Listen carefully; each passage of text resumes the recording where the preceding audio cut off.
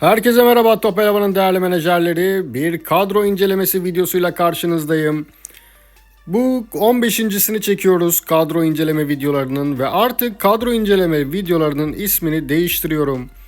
Takım analizi olacak arkadaşlar. Yönetim kuruluyla yaptığım konuşma sonrasında takım analizi olarak takım analizi bölüm 14 videomuz olacak ve bu takım analizi ismini yönetim kurulundaki 3 arkadaşımız olan ben, Keyfim ve Kahyası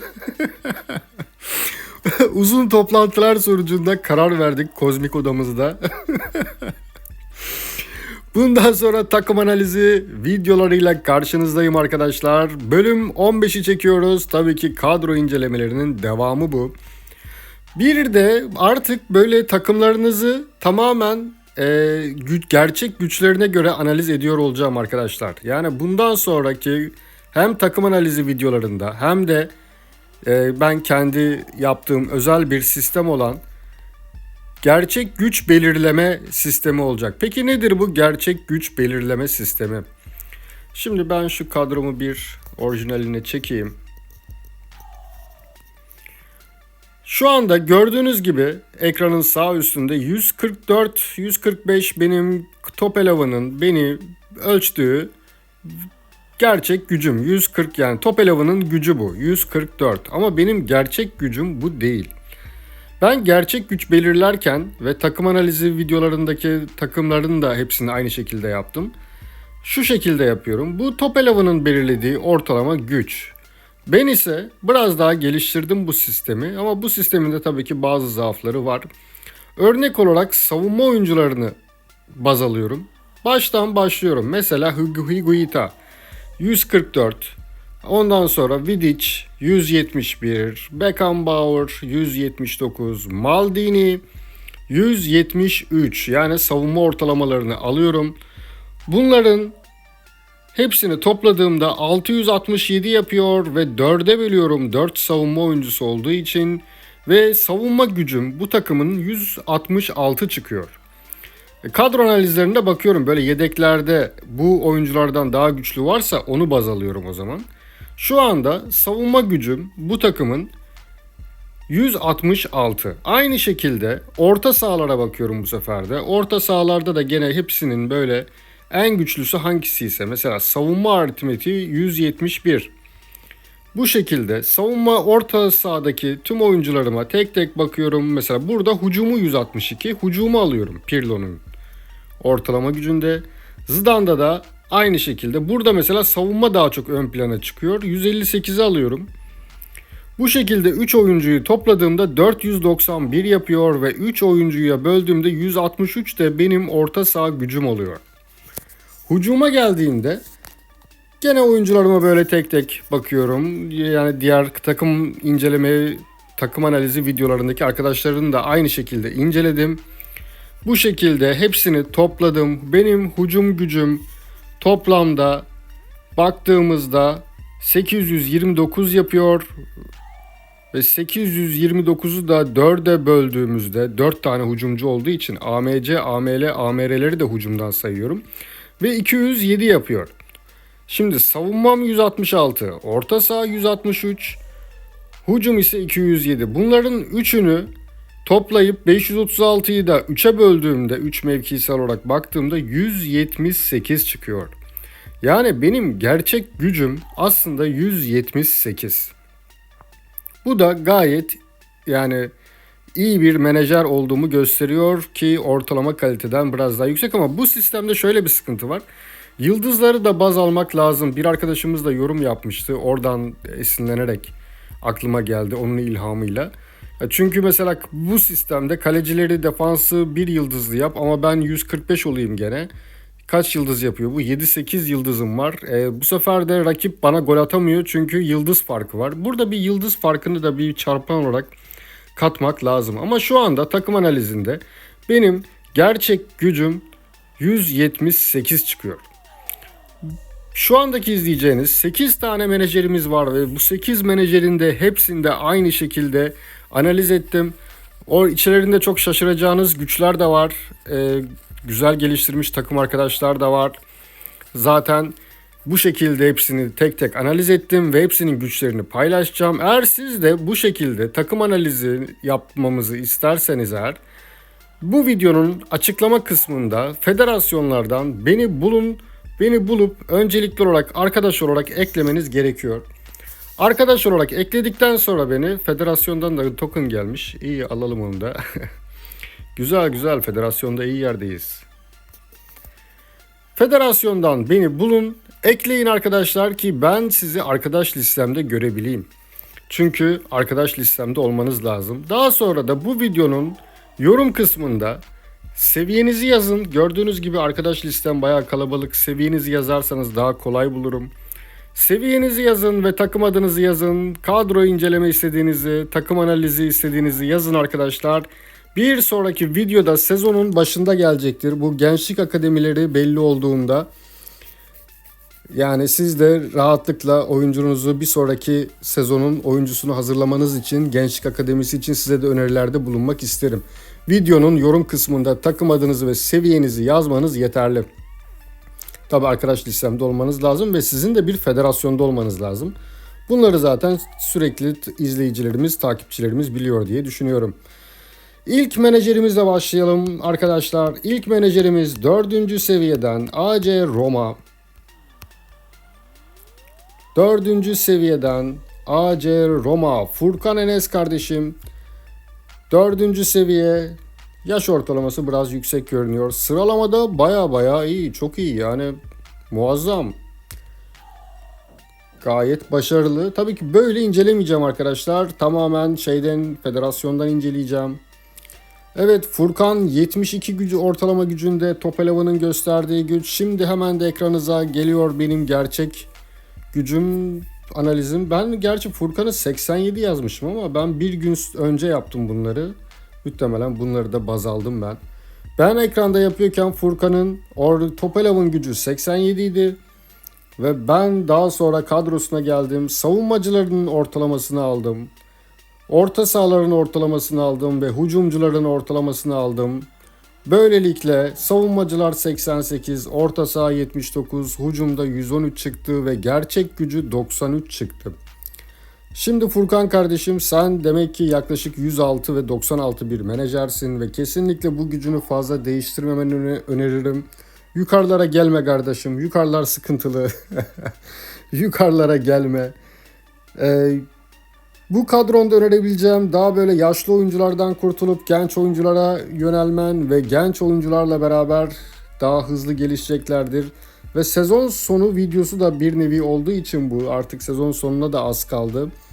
Bu yüzden de kadronda, yedeklerde düşünmediğin yüksek yıldızlı, sen 96 bir menajer olduğun için 90 üstü oyunculardan vedalaşabilirsin. Böylelikle Topelev'in gene seni 80'lik bir lige atar, eşleşmelere atar ve başın daha rahat olur. Daha yeni bir menajersin. Başarılar diliyorum. Özellikle oyun tarzı ve özel yetenekler kısmında biraz daha çalışmanı tavsiye edebilirim. Kadro ortalamana baktığımda ise orta saha çok düşük geliyor. Orta saha 79 gücünde.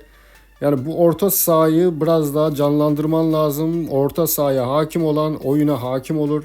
O yüzden orta sahandaki oyunculara biraz daha böyle özen gösterip ve daha genç alırsan daha da hızlı gelişeceklerdir. Burada bir tavsiye olarak değerlendirebilirsin. Çünkü baktığımda savunman 88, orta sahan 79, hücum 113 gücünde. Burada bir sıkıntı var. O yüzden de mutlaka orta sahanı geliştir kardeşim. Sana orta saha geliştirme tavsiyesinde bulunabilirim. Sana başarılar diliyorum kardeşim, güzel insan. Gelelim diğer menajerimize. O da 51. seviyeden Unuku'ya.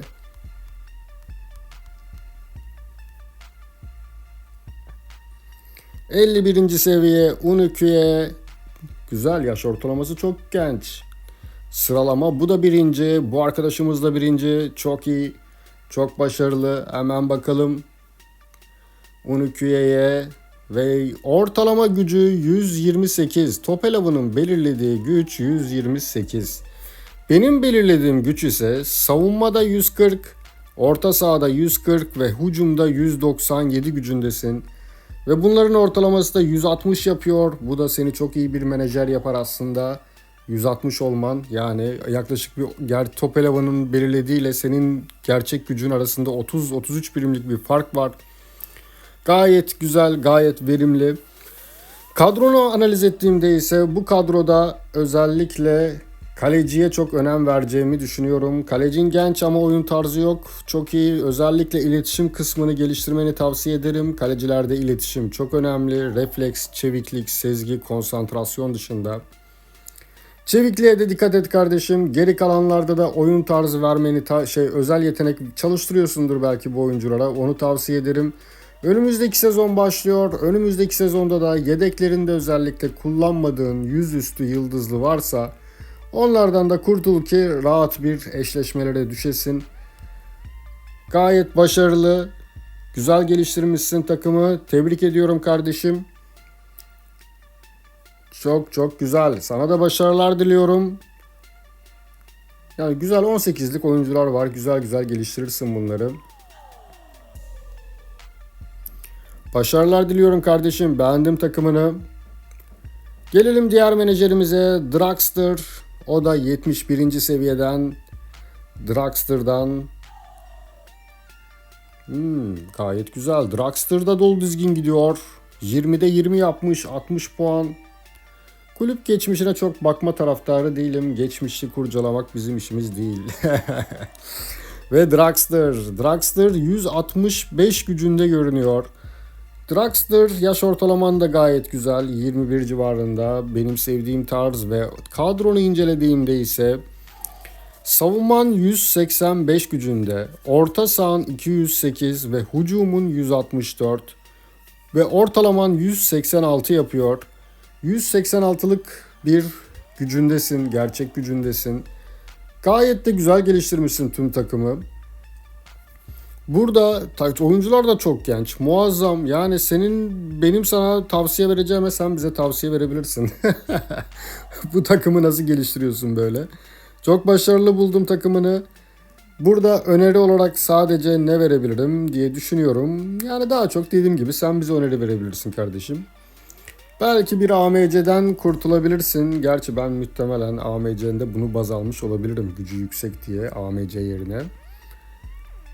Bu da gayet başarılı. Belki sana ne lazım olur önümüzdeki sezon için? Yani AMC lazım olabilir veya ST lazım olabilir. ST de iyi ama daha da yüksek olabilir. Çünkü 25'ten sonra da gelişmeyecek bu oyuncu. Önümüzdeki sezon kullanmadığın yüksek yıldızlı oyunculardan da kurtulmanı tavsiye ederim. Eğer kullanmayacaksan bu oyuncuyu Pele'yi de gönder. Pele de gitsin ve yerine en azından kolay eşleşmelere düşersin. Daha keyifli alırsın. Gerçi zaten birinci sıradasın yani. Sana da başarılar diliyorum kardeşim. Çok beğendim kadronu. Yaş ortalaman çok iyi. Çok güzel geliştirmişsin. Burada bir şey eksik. Gözümü bir şey tırmalıyor da top sürücü yok sende. Yani özel yetenekte DL'de Gökdeniz, Karadeniz defanstan mı top sürsün kardeşim? Yani bir ara Roberto Carlos'u biz defansın sağından alırdık, böyle top süre süre gider gol attırırdık. Öyle bir şey mi yaptırıyorsun Gökdeniz'e? Top sürücün eksik özel yeteneklerde. Burada özel ikinci yeteneklerde orta sahaya veya kanatlara top sürücü ikinci özel yetenekte öneririm. Geri kalanda da kadron gayet güzel. Çok başarılı. Çok beğendim. Sana da keyifli oyunlar, iyi eğlenceler diliyorum kardeşim. Başarılar. Gelelim Vesaire'ye. Vesaire menajerimiz 42. seviye. Vesaire 20 yaş ortalama, çok iyi. Kupa koleksiyoncusu, harika. Sıralamaya baktığımızda vay çok güzel bir ilk 4, muazzam bir çekişmeli. Çok keyifli bir sezon geçiriyorsun galiba kardeşim. Gayet güzel. Ve gelelim federasyondan da kadronu incelemeye. Vesaire kaç gücündeymiş? 156 gücünde. Kadrona baktığımda savunmanın ortalaması, bu savunmacılar kaleci dahil tabii ki az önce ilk anlattığım gibi, savunmacıların ortalaması 184, orta sahaların ortalaması ise 164 ve hücumcular ise 185 gücünde. Bunu böldüğümüzde de 177 yapıyor. Yani sen Topelev'ına 156 göstersen de kendini, Senin asıl gücün 177. Bu da gayet iyi. Kadro analizine baktığımızda ise kadronda tavsiyede verebileceğim ne var diye düşünüyorum. Bakıyorum. Yani şu yeni sezon başlayacak kardeşim. Yeni sezondan önce şu yedeklerinde kullanmadığın yüksek yıldızlardan kurtul. Ve oyuncular da böyle kalite anlamında ip gibi hepsi 4 yıldız veya 3 yıldız olmasın. O zaman Top 11 seni oynamıyor zannediyor ve baronlara yem yapıyor. Hiç gerek yok. Yedeklerinde kullanmadığın yüksek yıldızları da göndermeni tavsiye ederim. Altyapıdan da A takımda oynatacağım bir oyuncum varsa A takımından da bazı oyuncuları göndermeni tavsiye edebilirim ki güzel bir eşleşmelere düşesin. Sen Hacı niye kanat oynuyor? Az önceki menajer de Gökdeniz'i kanat oynatıyordu. Siz arkadaşlar böyle kanattan alıp top sürücü olarak kanattan alıp gole mi gidiyorsunuz? Ne yapıyorsunuz? Öyle bir taktik var da niye bana söylemiyorsunuz? Bu kadroda da gözüme çarpan bir şey var. Ne var? Evet, bu kadroda arkadaşlar şey yok. Korner ustası yok. Korner ustası kullanmamışsın ama kadronu da güzel geliştirmişsin. Belki şu yaşlı oyunculardan kurtulmayı düşünebilirsin. Her ne kadar güzel şey yapsalar da 26'dan sonra gelişmeyecek bunlar daha kardeşim. Bunlar artık bir sezonda %5 ya da %8 gelişir gelişmez. Artık seni aşağıya çeken oyuncu rolüne düşeceklerini düşünüyorum. Yani defans, özellikle şu yaşlı oyunculara benim biraz alerjim var. Bu oyunun da yaşlı oyunculara alerjisi var. Gelişmiyorlar. Yaşlı oyuncular sadece Şampiyonlar Ligi'nde oynuyor. Gayet güzel, gayet verimli. Çok beğendim senin de kadronu. Yüksek yıldızlı yedeklerden kurtulabilirsin. Ve bu 3 yıldız, 2 yıldızlı, 4 yıldızlı oyuncularda da ip gibi dizme. Bazısı 4 olsun, bazısı 3, bazısı 2 daha verimli olacaktır senin için. Sen de gayet başarılı buluyorum seni de kardeşim. Başarıların devamını diyorum Faruk kardeşim.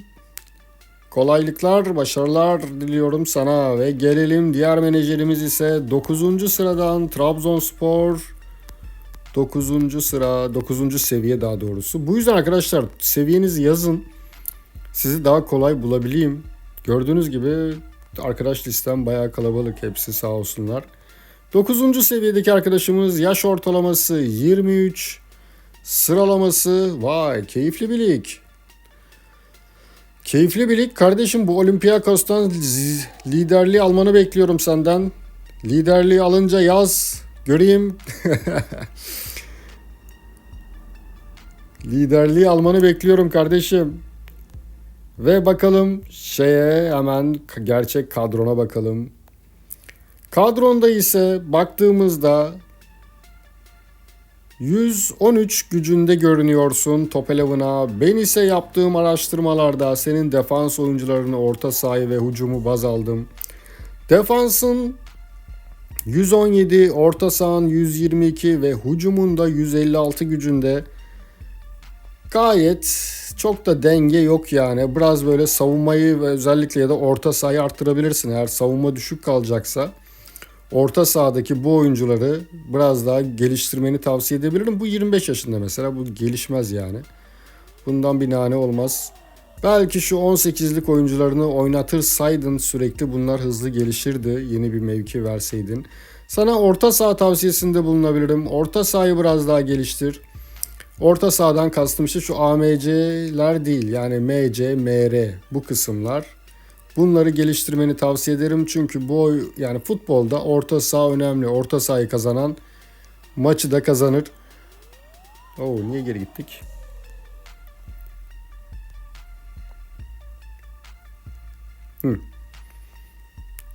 Güç ortalaman ise Top 11'a 113 göstermişsin ama benim hesaplarımda 131 gücündesin. Ya bu da güzel yani, en azından takımına emek verdiğini ve geliştirdiğini görüyor.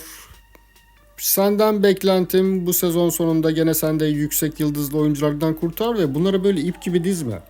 Hepsi 4-5 yıldız olmasın yedeklerinin. Ya Top 11 bu sefer sistemi diyor ki bu menajer oynamıyor diyor, seni büyüklere yem ediyor. Sen de aynı şekilde kardeşim, sezon sonlarındayız. Yüksek yıldızlardan kurtul. Burada bir düzen olmasın, dalgalı bir şey olsun. 2, 3, 4 yıldızlı gibi. Yaşlı oyunculardan kurtulabilirsin. Şu oyuncu da gerçekten güzeldi yani. Bu oyuncu da satılmaz yani. Bundan da gayet iyi verim alırsın. O yüzden senden orta sahanı geliştirmeni bekliyorum kardeşim. Ve bir de tabii ki birinci sırayı almanı bekliyorum. İlyas, burada birinci sırayı bırakma sakın. Bak, antrenman videosu da paylaştık. O antrenmandan güzel taktiklerle beraber geçmeni istiyorum senden. Ve birinci olunca yaz mutlaka videonun altına. Sana da başarılar, kolaylıklar diliyorum kardeşim. Geldik diğer menajerimize, Kurdis'e. Kurdis 48. sıra seviyedeymiş. 48. seviyeden Kurdiş. Yaş ortalaması 23. Sıralaması 1. Vay, bu da çekişmeli bir lig. Güzel bir lig. İlk 3 çok güzel kapışıyor ve keyifli olacağı kesin. Bu da kupa koleksiyoncusu bir arkadaşımız yani. Muazzam. Herhalde müzede yer kalmadı yani. Ve gelelim kadrosuna bakalım. Tabii ki şeyden bakacağız. Nereden? Kurdiş. Buradan bakacağız. Kurdiş 120 görünüyor ama kardeşim, sen de herhalde böyle antrenörden falan oyuncu gelmiş olabilir. Ben çünkü dün analiz ettiğimde 106 görünüyordun. Yani 106 görünüyordun. Muhtemelen akademide bir oyuncun vardı veya vesaire vesaire. Yeni bir oyuncu transfer de etmiş olabilirsin. Veya ilk 11 değiştirmiş de olabilirsin. Gerçi yedeklerde de bakıyorum. Kim güçlüyse onu baz alıyorum. Kardeşim, senin savunmanı 75 almışım. Orta saha 188 ve hücumu da 214 gücünde görüyoruz. Ve bunları böldüğümüzde 159, 160 gücünde yapıyorsun. Gerçek gücün 160 yani. Burada 120 göründüğüne bakma. Hatta ben 106 iken seni 160 buldum. Yani burada muhtemelen sen şu anda burada 120 görünüyorsun. Sen 170 falan 180'sin. Sevdiğim bir tarz aslında ama işte bu oyunun bug'ı bu. Yani defansların falan hep düşük yıldız ve yıldızın da çok olduğu için de bu sefer de sana gol atılamıyor yıldız farkından dolayı. Oyunun bug'ı olabilir. Yani çok deneme taraftar değilim. Bu konuda Nordeus'a da yazıştık biraz. Çok da bana verimli bir şey söylemedi yani. Çok da inceleyeceğiz, yapacağız, bakacağız, değerlendireceğiz gibi bla bla şeyler. Senin buradaki kadronda kardeşim savunman düşük tabii ama bu da senin tarzın anladığım kadarıyla. Orta sahan gayet iyi. Hücum da gayet iyi. Yani kadro analizi olarak yapacağım tavsiyelerde yedeklerde kullanmadığın yüksek yıldızlardan kurtul. Şu bir yıldızları gönderebilirsin.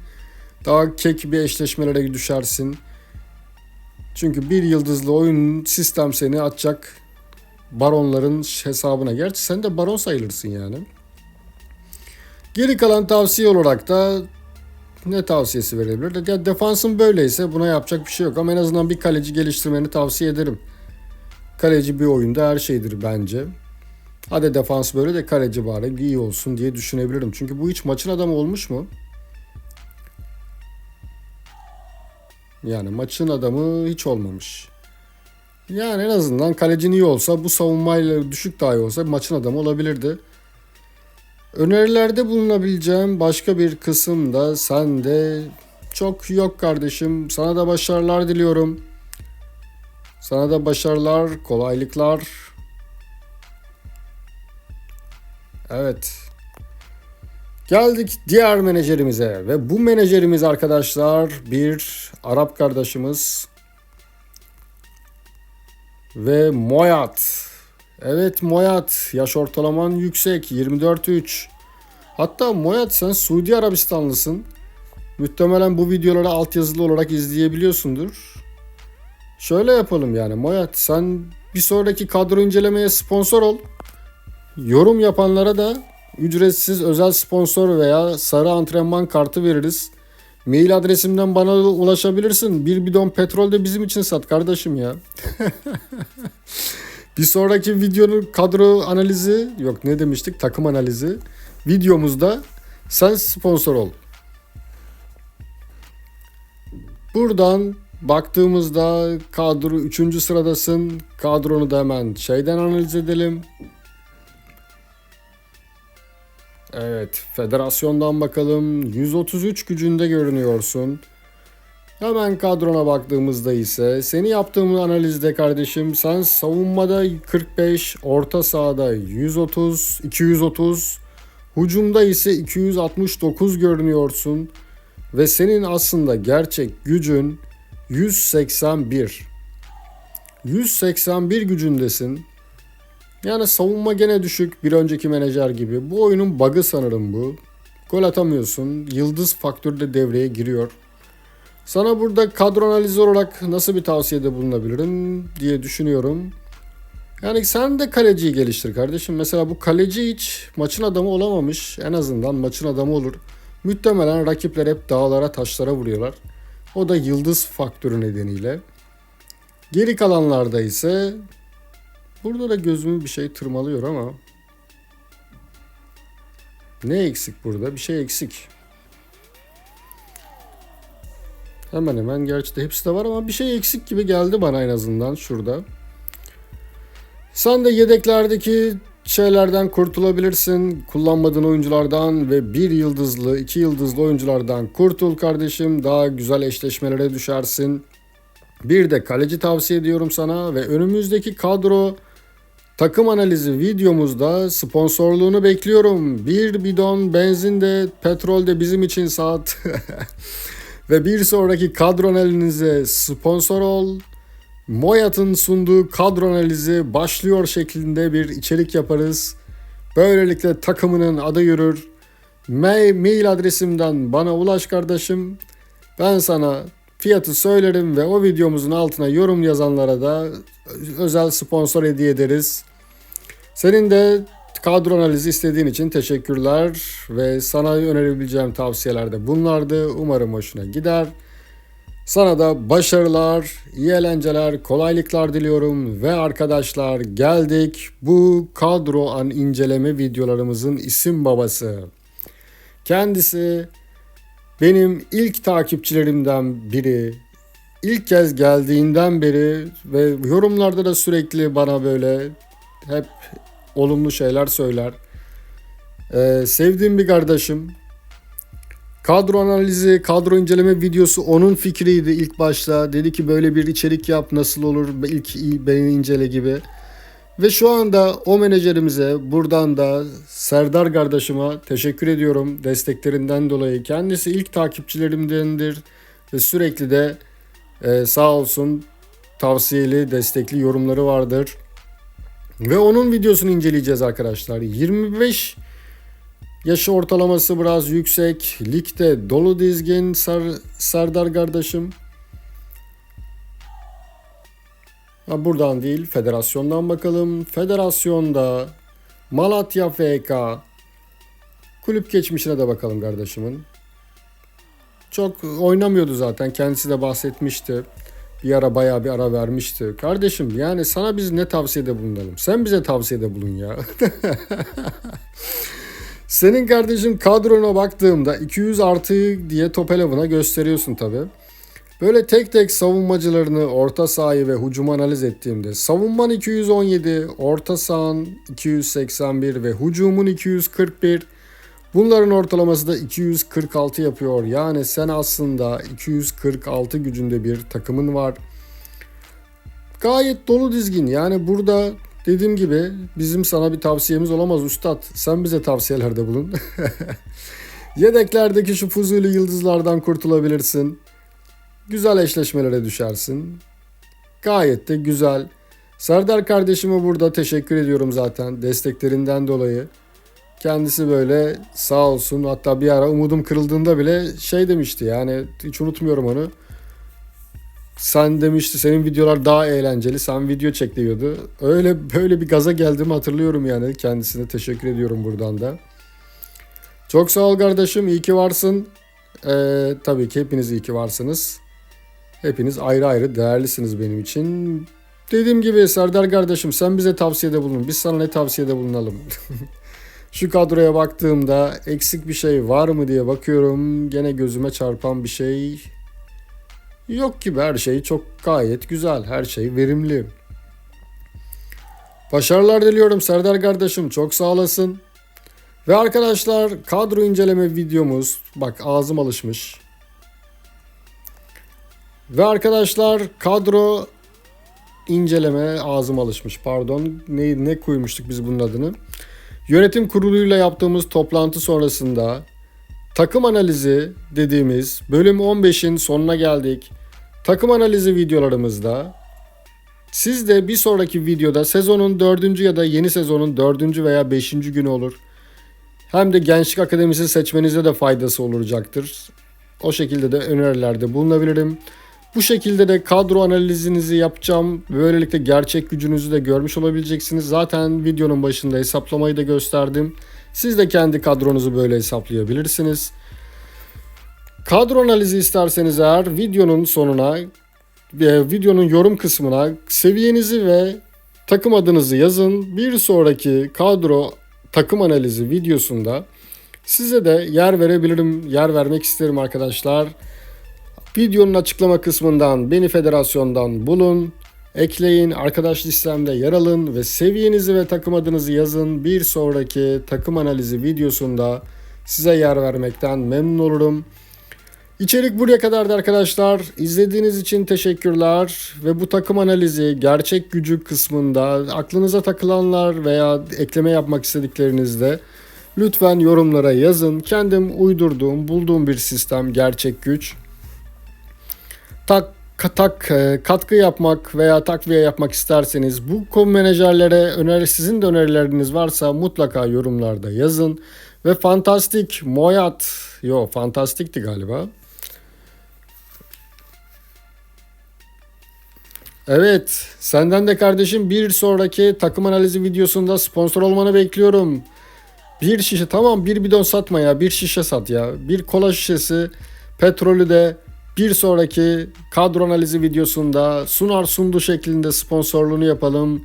Ve yorum yapan arkadaşlara da aralarından seçip yaparız. Ücretsiz özel sponsor veririz. Mail adresimden bana ulaşabilirsin. Herkese keyifli oyunlar. İzlediğiniz için teşekkürler. İçerikler hoşunuza gittiyse beğenmeyi, kanala abone olmayı ve ilk videolardan haberdar olmak isterseniz bildirim zilini açabilirsiniz. Herkese keyifli oyunlar, iyi eğlenceler arkadaşlar.